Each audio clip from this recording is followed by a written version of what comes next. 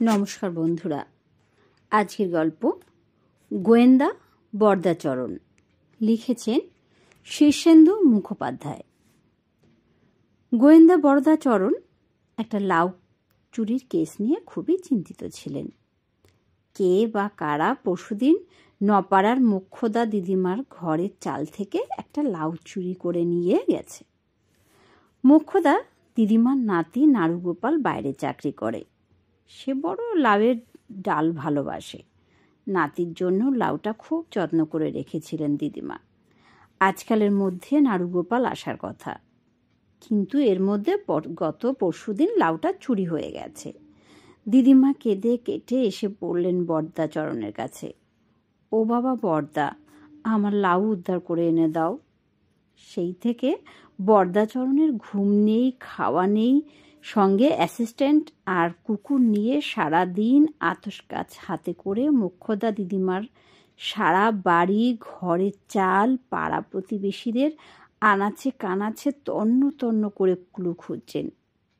তারপর বাড়ি এসে সারাদিন বসে ভাবছেন, কাগজে কলমে কি যেন লিখছেন, আর মাঝে মাঝে বাবা, না হচ্ছে না, গোছের কথা বলছেন আপন মনে। বরদাচরণের বয়স ৩০-৩২ হবে। বাড়িতে বুড়িমা আছেন, আর আছে তার অ্যাসিস্ট্যান্ট ভাগ্নে চাক্কু, আর পোষা নেড়ি কুকুর ডাঙ্কি। বরদাচরণ কিছুটা মোটাসোটা মানুষ, ডন বৈঠক করা শরীর। ভাগ্নে চাক্কু রোগা হলেও জুডো জানে। ডঙ্কি খুব ভালো ঘেউ ঘেউ করতে পারে। চাক্কু এসে বারবার খোঁজ করে যাচ্ছে, মামা কিছু পেলে? বরদা খুব অন্যমনস্কভাবে বললেন, বোটা দেখে তো মনে হচ্ছে লাউটা বেশ বড় সড়ো ছিল।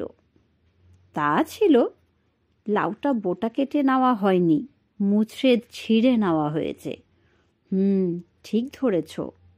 টিনের চালের ওপর একটা বড় লাউকে মুচড়ে বোটা ছিঁড়ে নেওয়া হলো, অথচ কোনো শব্দ হয়নি। মোক্ষদা দিদিমার ছেঁড়া মশারির মধ্যে প্রচুর মশা ঢুকে পড়েছিল বলে দিদিমার সে রাতে ভালো ঘুম হয়নি। শব্দ হলে তো তার টের পাওয়ার কথা। চাক্কু চিন্তিতভাবে বলে, সে ঠিক, তবে মোক্ষদা দিদিমা তো আবার কানে একটু খাটো কি না? এই সময় বাইরে ডঙ্কি ঘেউ ঘেউ করে উঠল। কে একজন চেঁচিয়ে বলল, কুকুর সামলান। চাক্কু ছুটে বাইরে এলো। একটু বাদে একজন বেশ ভালো চেহারার লোক ঘরে ঢুকেই বললেন, বরদাবাবু, একটা মার্ডার কেস আছে। বরদাচরণ গম্ভীরভাবে তাকে বসতে বলে কেস ডায়েরির পাতা টেনে নিয়ে কলম বাগিয়ে বললেন, ডিটেলস বলুন। আমার পোষা কাকাতুয়াকে আজ সকালে তার দাঁড় থেকে মৃত অবস্থায় ঝুলে থাকতে দেখা গেছে। বরদাচরণ ভুরু কুঁচকে বললেন, এটা যে অস্বাভাবিক মৃত্যু, তা কি করে বুঝলেন? খুবই স্বাভাবিকভাবে, ভদ্রলোক উদ্ভ্রান্ত মুখে বললেন। পাখিটার প্রতি আমার প্রতিবেশী রামচন্দ্রের অনেক দিনের লোভ। সে প্রায়ই বলতো, অম্বুজাক্ষ, তোমার কাকাতুয়াটা বড় চমৎকার হরিনাম করে হে। তখন থেকেই ওর মতলব আমার ভালো ঠেকেনি। আজ সকালে পাখিটাকে ঝুলতে দেখে আমি দাঁড়ে রাখা জল আর পাখির খাবার পরীক্ষা করি। আমার মনে হচ্ছে জলে বা খাবারে বিষ মেশানো আছে। বরদাচরণ ডায়েরি বন্ধ করে উঠলেন। পিস্তলটা ড্রয়ার থেকে বের করে পকেটে ভরলেন। আতস কাচ, ঘড়ি, ক্যামেরা এবং কি ভেবে টেপ রেকর্ডারও সঙ্গে নিলেন। চাক্কু এবং ডঙ্কিকেও তৈরি হতে বললেন। তারপর ভদ্রলোকের দিকে চেয়ে বললেন, অম্বুজাক্ষবাবু, কেসটা অত সরল নাও হতে পারে। রামচন্দ্রবাবুর যেমন মোটিভ থাকতে পারে, আবার কাকাতুয়াটা সুইসাইডও করতে পারে, কিংবা এর পেছনে হয়তো আরও গভীর কোনো চক্রান্ত রয়েছে। বেরোবার সময় বরদাচরণের মা ডেকে বললেন, বরদা, দুটো পান্তা ভাত খেয়ে যাবি না? কে শোনে কার কথা? বরদাচরণ বেরিয়ে পড়লেন। অম্বুজাক্ষবাবুর বাড়িটা বেশ বড়। পেছনে একটা ঢাকা, দরদালানে অনেকগুলো কাঁচা আর দাঁড়ে বিস্তর পাখি চেঁচামেচি করছে। বরদাচরণ কাকাতুয়ার দাঁড়টাকে ভালো করে দেখলেন। পাখিটা পায়ে বাঁধা শিকলি থেকে তখন ঝুলছে। দাঁড়ের দুদিকে দুটো বাটিতে জল আর কাবলি ছোলা আছে।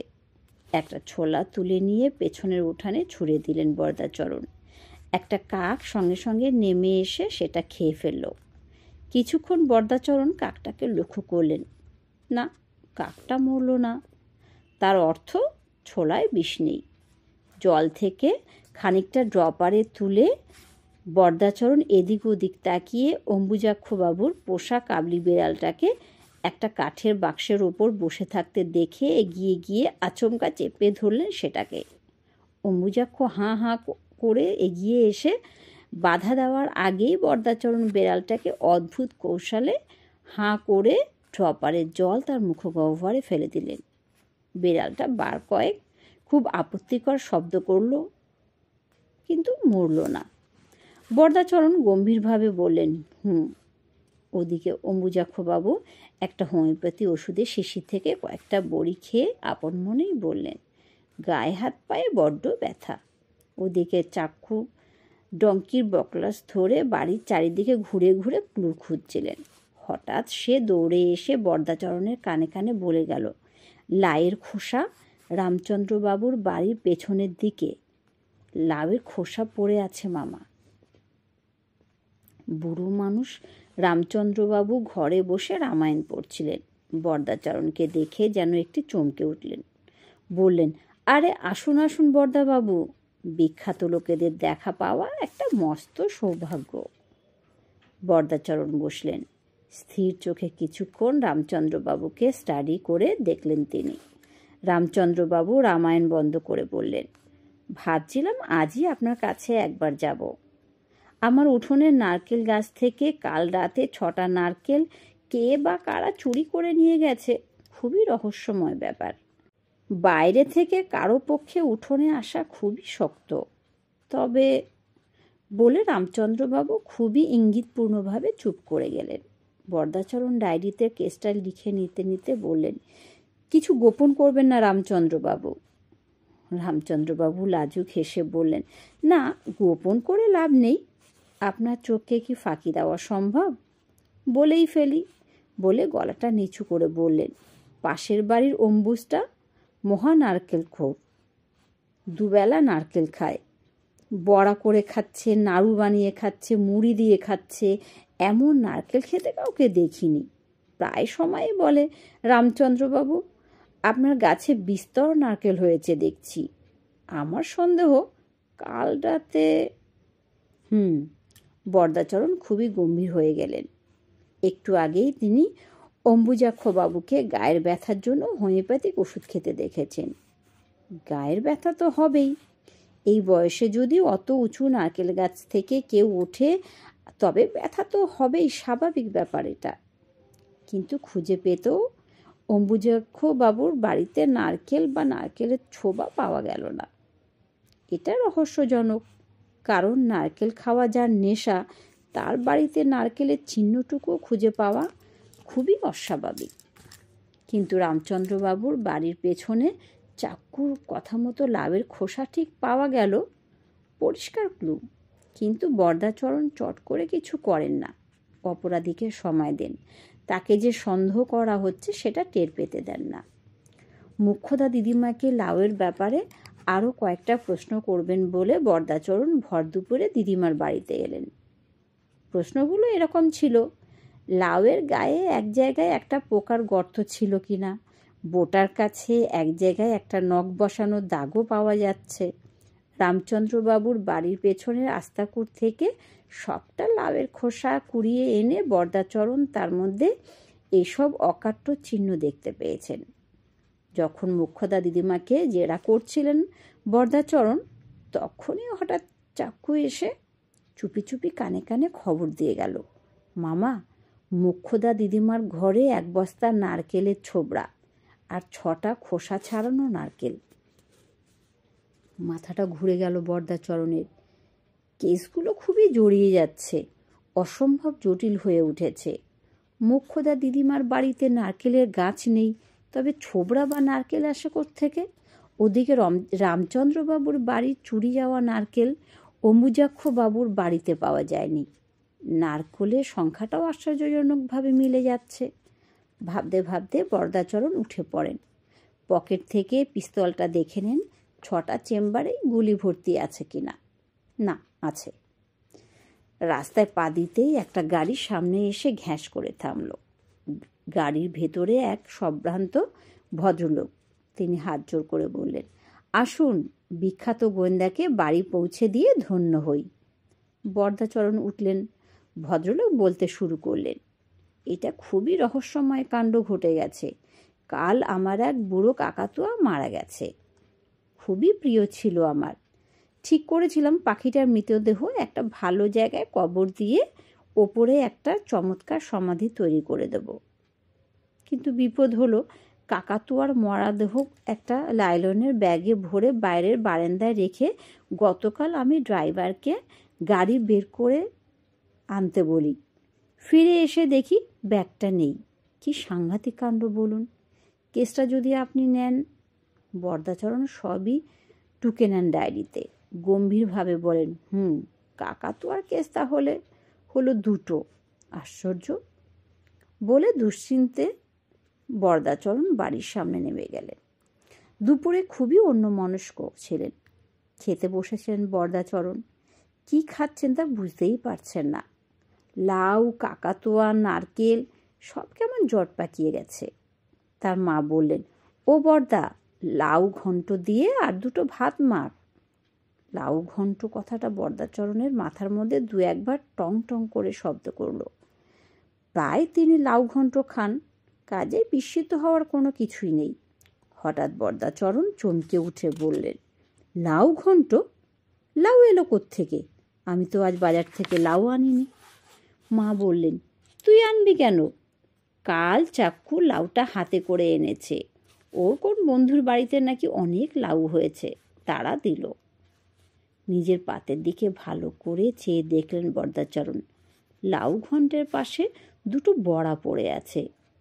উঠে গিয়ে আতস কাজ দিয়ে এসে বড়াটা নির্বিষ্টভাবে দেখছেন। মা বললেন, দেখছিস কি? ও তো নারকেল বড়া। 6টা নারকেল এনেছিল চাক্কু। কোন গাছ থেকে নাকি পড়ে গিয়েছিল বাতাসে, তার দুটো ভেঙে ওই বড়া করে দিয়েছি। বরদাচরণ বাকি সময়টা ভাত নিয়ে নাড়াচাড়া করে উঠে পড়লেন। চাক্কু অনেক আগেই খেয়ে দিয়ে কোন মাস্টারমশাইয়ের বাড়িতে পড়া বুঝতে গেছে। বরদাচরণ বাকি সময়টা ভাত নিয়ে নাড়াচাড়া করে উঠে পড়লেন। চাক্কু অনেক আগেই খেয়ে দিয়ে কোন মাস্টারমশাইয়ের বাড়ি পড়া বুঝতে গেছেন। বরদাচরণ পিস্তল আর আতস কাছ নিয়ে ডঙ্কির শিকল ধরে ঘর থেকে বেরোলেন। তন্ন তন্ন করে খুঁজতে লাগলেন চারিদিক। অবশেষে ডঙ্কি ইঙ্গিত বুঝতে পেরে তাকে গোয়াল ঘরে টেনে আনলো। সেখানে একটা সদ্য কেনা দাঁড়ে জলজ্যান্ত একটা কাকাতুয়া বসে আছে। বরদাচরণকে দেখেই বলে উঠল, হরি বলো ভাই, হরি ছাড়া গতি নাই। বরদাচরণ টেপ রেকর্ডার নিয়ে এসে পাখির কথাটা টেপ করতে লাগলেন।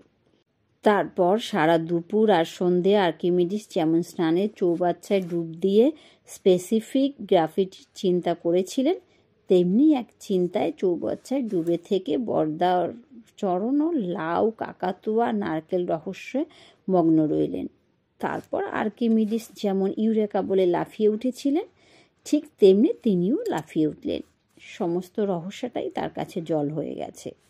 বস্তুত তিনি এখন বুঝতে পেরেছেন যে লোকটা মোক্ষদা দিদিমার লাউ চুরি করেছে সেই একই লোক গতকাল গাড়িওয়ালা ভদ্রলোকের মৃত কাকাতুয়াটা হাত সাবাই করে অম্বুজাক্ষ বাবুর জ্যান্ত কাকাতুয়ার দাঁড়ে ঝুলিয়ে রেখে হরিনাম পরায়ণ জ্যান্ত কাকাতুয়াকে সরিয়ে ফেলে। আবার সেই লোকটাই কোনো এক অজ্ঞাত কারণে রামভক্ত রামচন্দ্রবাবুর নারকেলও গোপনে নামিয়ে নেয় এবং ওই একই অপরাধী প্রমাণ লোপের চেষ্টায় এবং তদন্তকে বিভ্রান্ত করার জন্য বরদাচরণকে রামচন্দ্রবাবুর বাড়ির পেছনে লাউয়ের খোসার সন্ধান দেয় এবং মোক্ষদা দিদিমার বাড়িতে নারকেল ছোবড়ার অস্তিত্বের কথা ফাঁস করে দেয়। বেশ রাত হয়ে গেছে, সবাই গভীর ঘুমে। বরদাচরণ পিস্তল হাতে নিয়ে চুপিসারে পাশের ঘরে এসে অন্ধকারে চেয়ে রইলেন। আবছা দেখা যাচ্ছে দিদিমার বুক ঘেঁষে শুয়ে চাক্কু ঘুমোচ্ছে। একটা দীর্ঘ নিঃশ্বাস ফেললেন গোয়েন্দা বরদাচরণ। না, এক্ষুনি তিনি কিছু করবেন না। অপরাধীকে তিনি সবসময় আরও সুযোগ দেন। তাতে অপরাধীকে যে সন্দেহ করা হচ্ছে তা বুঝতে পারে না, এবং এইভাবেই সে একদিন নিজের অপরাধের জালে ধরা পড়ে যায়। পিস্তল নামিয়ে গোয়েন্দা বরদাচরণ ফিরে এলেন নিজের ঘরে। তিনি এখন নিশ্চিন্তভাবে জেনে গেছেন কে অপরাধী, আর কেউ নয়।